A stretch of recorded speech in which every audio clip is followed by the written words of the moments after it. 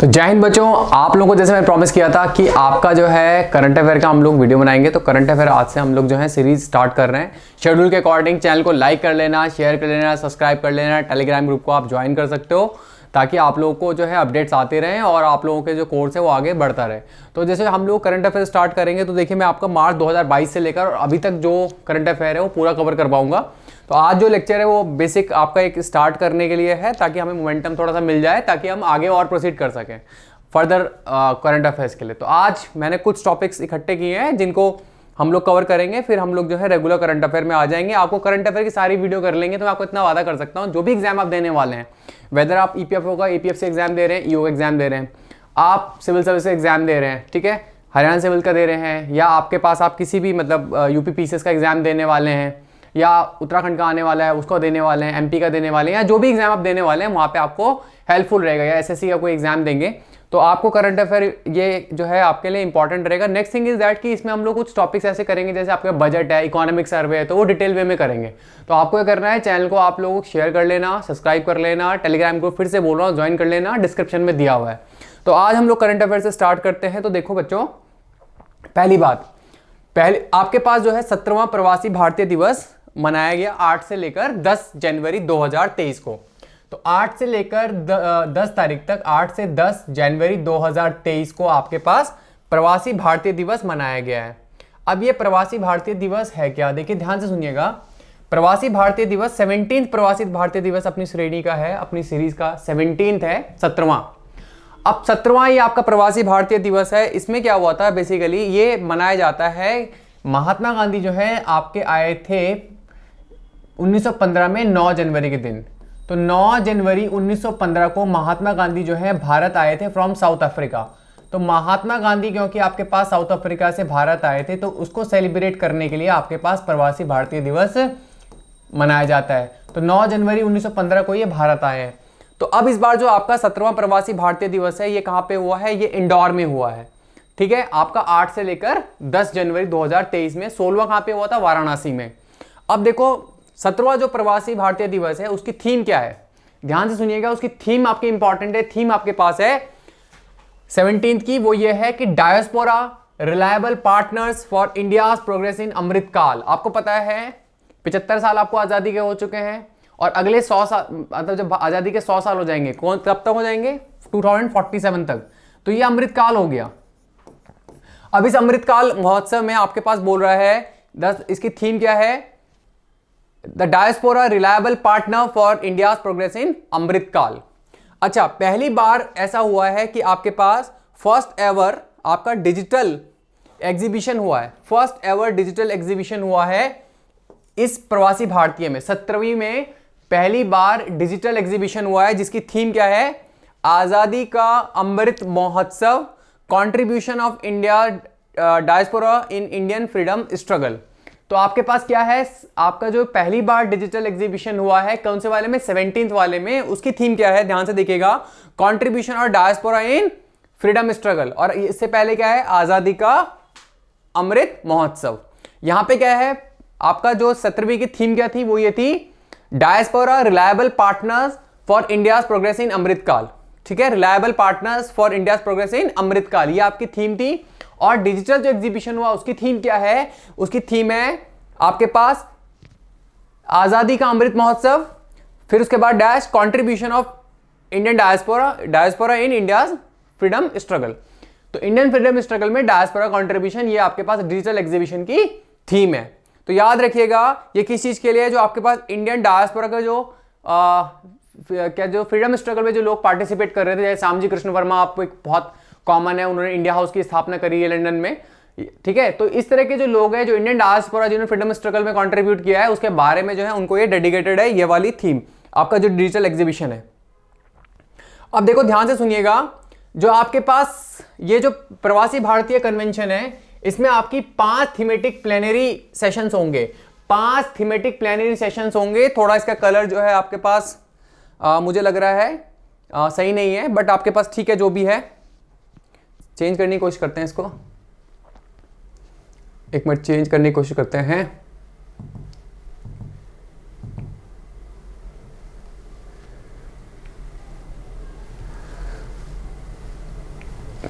Change करते हैं इसको, ये आपके पास हो गया।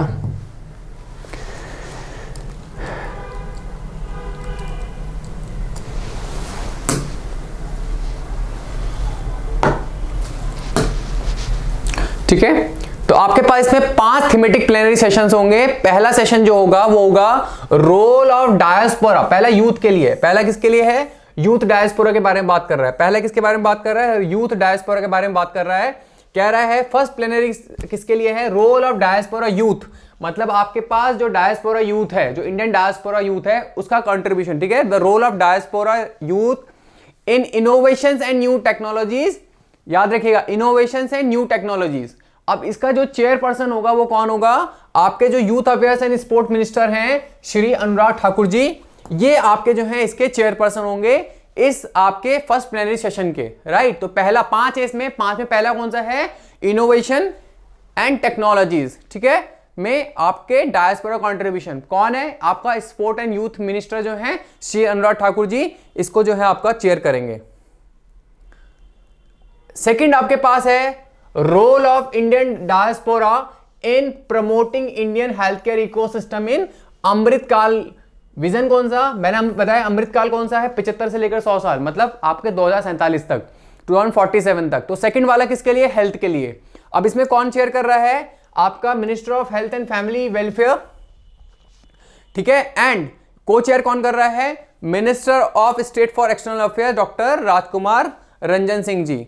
ठीक है, और आपका जो चेयरपर्सन कौन है? वो कौन है? मिनिस्टर ऑफ हेल्थ, आपका जो स्वास्थ्य एवं परिवार कल्याण मंत्रालय जिसे हम लोग बोलते हैं, मनसुख मंडविया जी, वो इसे चेयरमैन है या चेयरपर्सन है। और को चेयरपर्सन कौन है? आपके पास मिनिस्टर ऑफ स्टेट, जो आपके विदेश मंत्रालय में राज्य मंत्री हैं श्री राजकुमार रंजन जी या डॉक्टर राजकुमार रंजन जी। ठीक है, तो आपके पास दूसरी कौन सी हो गई? दूसरी थीम कौन सी हो गई? हेल्थ की, हेल्थ केयर सिस्टम की। पहली वाली किसके लिए? इनोवेशन एंड टेक्नोलॉजी के लिए। अब आगे बढ़ते हैं हम लोग। थर्ड प्लेनरी किसके लिए है? Leveraging the soft power of India. तो leveraging the soft power of India, तो इसमें 3 सी की बात करेगा, craft, cuisine and creativity. Craft, cuisine and creativity, goodwill through craft, cuisine and creativity. अब इसे चेयरपर्सन कौन होगा? Again minister of state for external affairs Shrimati Meenakshi Lekhi ji. तो आपके जो आपका विदेश मंत्रालय है उसमें राज्य मंत्री श्रीमती मीनाक्षी लेखी जी जो है, इसको जो है चेयरपर्सन होंगी आपकी ट्रिपल सी की। ट्रिपल सी बोले तो leveraging the soft power of India, goodwill through craft, cuisine and creativity. ठीक है, होपफुली बात आपको समझ में आ रही होगी। नाउ नेक्स्ट आपकी चौथी थीम किसकी है? ध्यान से देखिएगा, fourth theme, fourth plenary session, enabling global mobility of Indian workforce. Enabling global mobility of Indian workforce, जो आपका इंडियन मैन पावर है, इंडियन वर्कफोर्स है। ठीक है, रोल ऑफ इंडियन डायस्पोरा। ठीक है जी, तो आपके पास enabling the mobility of Indian workforce. आपको पता है Indian workforce, we are the highest, कह सकते हैं हमारा जो भारत है वो क्या कर रहा है? पूरी दुनिया में सबसे ज्यादा जो है फॉरेन रेमिटेंसेस रिसीव कर रहा है। तो we are the receiver, highest receiver of the foreign remittances in the world. तो earlier we had competition, close neck to neck competition with China. तो now recently we are topping every year. We have topped this year also. तो आपके पास क्या है? जो आपका foreign remittances है, जो यहाँ के लोग बाहर जाके काम कर रहे हैं और अपना रेमिटेंसेस जमा कर रहे हैं, तो आपके पास क्या है? दैट्स वाई ये इसकी एक स्पेशल थीम है। फोर्थ थीम आपके पास है, fourth plenary session on enabling global mobility of Indian workforce, the role of Indian diaspora. तो ये किस चीज के लिए कौन चेयरपर्सन है? आपके minister of education, skill development and entrepreneurship Shri Dharmendra Pradhan ji. तो आपके शिक्षा जो मंत्री हैं धर्मेंद्र प्रधान जी, ये इसके चेयर पर्सन है आपकी फोर्थ थीम के। पांचवी थीम किस चीज के ऊपर है? पांचवी थीम है harnessing the potential of diaspora entrepreneurs towards an inclusive approach to nation building. ठीक है, याद रखिएगा, harnessing the potential of diaspora entrepreneurs towards an inclusive approach to nation building. इसे कौन चेयरपर्सन कर रहे हैं? कौन है? या तो आपके पास कौन है? मिनिस्टर ऑफ फाइनेंस है जो हमारी श्रीमती निर्मला सीतारमन जी। तो ये आपके फिफ्थ थीम प्लेनरी सेशन को आपका क्या कर रही है? चेयर कर रही है। तो आपको पता होना चाहिए प्रवासी भारतीय दिवस, उनकी थीम, और 5 इसमें जो है आपके प्लेनरी सेशंस हैं और आपको एग्जीबिशन की थीम भी पता होनी चाहिए, तो you should know about it. तो आपके पास ये आपका प्रवासी भारतीय दिवस हमने किया, 17वां था, 16 वाराणसी में हुआ था, याद रखेगा। तो आपके पास आपके प्रधानमंत्री श्री नरेंद्र मोदी जी ने जो है इसके लिए आपके जो है कई ट्वीट करे, आप लोग चेक कर सकते हैं अगर आप ट्विटर करते हैं। Twitter is a important thing, किया कीजिए, देखा कीजिए, ठीक है, दुनिया में क्या चल रहा है, और फॉलो करिए उनको जो आपके लीडर्स हैं, जो दुनिया में बिग लीडर्स हैं, तो आपको एक्चुअल में पता चलेगा। Twitter is now the new social कह सकते हैं आपके पास जो रियल सोशल मीडिया है, अपार्ट फ्रॉम द नॉर्मल जो आपका सोशल गेट टुगेदर की मीडिया, उसके अबव आप जो है इसके थ्रू काफ़ी चीज़ें पता कर सकते हैं। तो आपको ये बात समझ में आने लगेगा जब आप ट्विटर यूज़ करेंगे। तो देखो आपके पास मोदी जी ने क्या किया है कि आपके पास मोदी जी ने एक ट्वीट क्या किया था कि you are the brand ambassadors of make in India. आपको पता है ये आपका फ्लैगशिप प्रोजेक्ट है गवर्नमेंट ऑफ इंडिया का, स्पेशली आपके नरेंद्र मोदी जी का।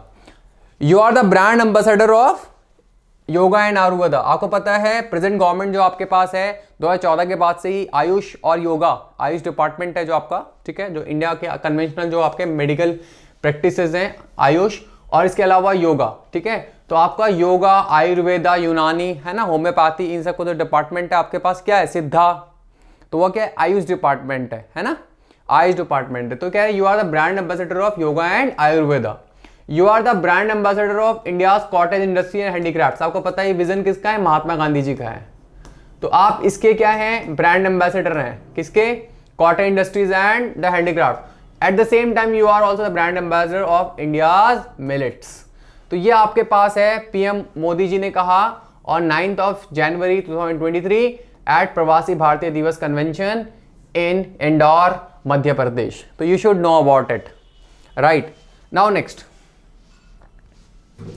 news is Hornbill Festival of Nagaland celebrate हुआ। It is in the name of a well respected bird throughout the globe। पूरी दुनिया में एक सम्मानित एक चिड़िया हॉर्नबिल, आप देख सकते हैं इनके नाम पे, इस चिड़िया के नाम पे होता है हॉर्नबिल फेस्टिवल, नागालैंड में होता है। कभी आपको पता हो, मतलब एग्जाम में पूछा जाए तो you should know about it. Hornbill festival, इसे फेस्टिवल ऑफ फेस्टिवल्स भी कहा जाता है, ठीक है। और it is a very golden opportunity to know the culture of Nagaland. तो आपके पास ये कोहिमा में आपका ऑर्गेनाइज हुआ, कोहिमा में आपका ऑर्गेनाइज हुआ, ठीक है जी।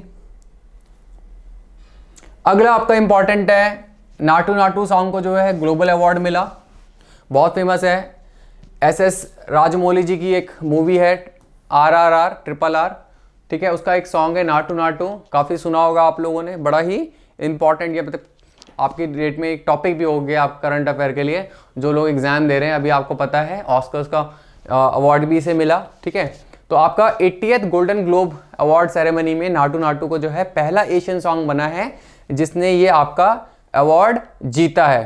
तो ये आपके पास हॉलीवुड फॉरेन प्रेस एसोसिएशन जो है ये हर साल जो है आपके पास ये अवार्ड देती है, कौन सा वाला, गोल्डन ग्लोब अवार्ड। तो आपको ये पता होना चाहिए नाटू नाटू सॉन्ग को आपको जो है पहला एशियन सॉन्ग बना जिसको ये अवार्ड मिला है in the original song category. तो बेस्ट ओरिजिनल सॉन्ग कैटेगरी में आपका ये अवार्ड मिला है, ठीक है जी। अगला इंपॉर्टेंट है, 11 नई रामसार साइट जो हैं जुड़ी हैं, 11 नई रामसार साइट जुड़ी हैं। अब ये रामसार साइट्स क्या हैं, देखिए आपके पास जो रामसार साइट्स हैं बेसिकली ईरान में आपके पास जो है आपका सेशन हुआ था, तो उसके बाद जो है आपका रामसार नाम की जगह पे ये कन्वेंशन हुई थी, इसी वजह से आपका जो है इसे रामसार साइट्स बोलते हैं। और ये वेटलैंड कंजर्वेशन से रिलेटेड है, किससे रिलेटेड है, वेटलैंड कंजर्वेशन से, ठीक है, आपका आर्द्र भूमि जिसे आप हिंदी में कहते हैं, वेटलैंड कंजर्वेशन, ठीक है। आपके पास जो अभी इस साल जो आपके पास लिस्ट में ऐड हुई हैं 11 साइट्स ऐड हुई हैं। 11 न्यू साइट्स में आपके तमिलनाडु की 4 हैं, उड़ीसा की 3 है, जम्मू कश्मीर की 2 हैं और मध्य प्रदेश और महाराष्ट्र की एक साइट है। तो एट प्रेजेंट आपका अगर क्वेश्चन पूछेगा टोटल रामसार साइट कितनी है, 75 है, 75 है। ऑब्जेक्टिव क्वेश्चन में रामसार से संबंधित आपको पॉइंट्स दे देगा कि there are 96 Ramsar sites in India, तो वो रॉन्ग होगा, आपको पता होना चाहिए एक्चुअल में 75 है, ठीक है। 11 ऐड हुई हैं, सबसे ज्यादा जो है आपकी तमिलनाडु में 14 है, उत्तर प्रदेश में 10 है रामसार साइट्स, ठीक है। अब देखिए ध्यान से सुनिएगा, आपके पास सबसे ज्यादा रामसार साइट तमिलनाडु में है, नंबर 2 पे उत्तर प्रदेश में है 10, और लार्जेस्ट वेटलैंड जो आपका रामसार साइट में है, कौन सा ऐसा वेटलैंड सबसे बड़ा है जो रामसार साइट के अंदर में आ रहा है, दैट इज सुंदरबन।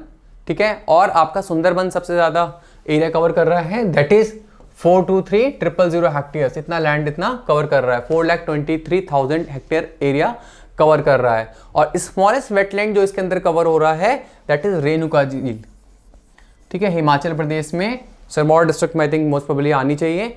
और आपके पास हिमाचल प्रदेश की जो आपके रेणुका साइट है, जहाँ पे आपका रेणुका का टेम्पल भी आपने सुना होगा, परशुराम जो थे उनकी मदर थी रेणुका जी, तो उनके नाम पर जो है ये आपका रेणुका टेम्पल है। और उसके पास आपके एक वेटलैंड है, एक झील टाइप की है, तो उसे हम लोग जो है आपका वेटलैंड साइट बनाया गया रामसार वेटलैंड साइट में।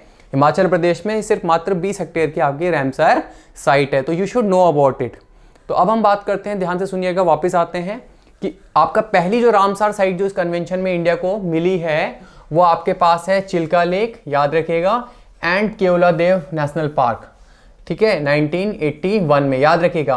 पहली आपकी चिल्का जो उड़ीसा वाली है, ठीक है, चिल्का लेक पहली रामसार साइट है, और दूसरी है केवलादेव। अब इस साल जो आपके वेटलैंड साइट ऐड हुई हैं उसमें सबसे देखो कौन कौन सी हुई हैं, ध्यान से देखिए। तमिलनाडु की मैंने बताई थी 4, तो तमिलनाडु की 4 साइट्स हैं आपके पास। चित्रगुंडी बर्ड सेंचुरी, इसके बाद सुचिंद्रम थिरूर वेटलैंड कॉम्प्लेक्स 2, तीसरा आपके पास वदुवूर बर्ड सेंचुरी 3, और इसके बाद कांजीरनकुलम बर्ड सेंचुरी 4। ये तमिलनाडु की है। उड़ीसा की मैंने बताई थी 3, तो 3 ये हैं। पहली है तेम्परा लेक, दूसरी है हीराकुंड रिजर्वायर, और तीसरा है आंसुपा लेक। ये 3 आपकी उड़ीसा की हैं। इसके अलावा आपके पास जम्मू कश्मीर की 2 बताई थी, पहली है हाइगम वेटलैंड कंजर्वेशन रिजर्व, ये भी जम्मू कश्मीर, और शालबाग वेटलैंड कंजर्वेशन रिजर्व, ये भी जम्मू कश्मीर का है। मध्य प्रदेश का कौन सा, यशवंत सागर, और महाराष्ट्र का थाने क्रीक। तो टोटल 11 साइट्स जो हैं अभी ऐड हुई हैं। ठीक है, 11 आपकी ऐड हुई हैं, याद रखिएगा। इन सब में आपकी हीराकुंड लेक सबसे बड़ी है, 65,400 हेक्टेयर इसका एरिया है जो अभी ऐड हुई है उसमें, राइट, ये दिमाग में रखिएगा। और इनमें सबसे छोटी कौन सी है, सुचिंद्रम थिरूर वेटलैंड कॉम्प्लेक्स तमिलनाडु वाला, और उसका 94.23 हेक्टेयर उसका एरिया है। तो you should know about it this. ठीक है, तो ये आपको पता होना चाहिए। सो आपके पास वेटलैंड साइट्स कितनी ऐड हुई हैं, 11। सबसे ज़्यादा किस में है, तमिलनाडु में। ठीक है, याद रखिए, सबसे ज़्यादा किस में है, तमिलनाडु में 14, उसके नंबर 2 में किस में, उत्तर प्रदेश में 10। तो ये आपके पास वेटलैंड साइट्स है रामसार कन्वेंशन के अकॉर्डिंग जो हमारे पास है 75 साइट्स इंडिया में है। ठीक है जी, तो आपने क्या करना है, अब सेशंस को आप जो है डेली आपके करंट अफेयर के सेशन होंगे। पूरा करंट अफेयर आपका जितना मार्च 2023 से जितना भी होगा वो सब मैं कवर कराऊंगा। ठीक है, आप चैनल को फिर से बोल रहा हूं, आप सब्सक्राइब कर लीजिए और टेलीग्राम ग्रुप को ज्वाइन कर लीजिए। So that's all for today in the video. Thank you, जय हिंद, जय भारत।